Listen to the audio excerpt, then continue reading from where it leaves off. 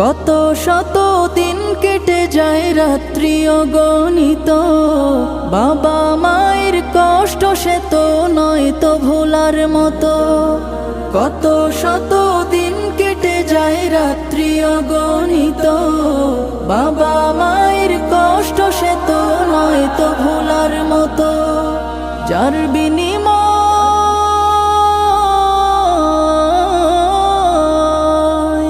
যার বিনিময় কণ্ঠে ফোটে পাক হরফের গান, যাদের বুকের মানিক হলো হাফেজে কুরআন, হাফেজে কুরআন, হাফেজে কুরআন।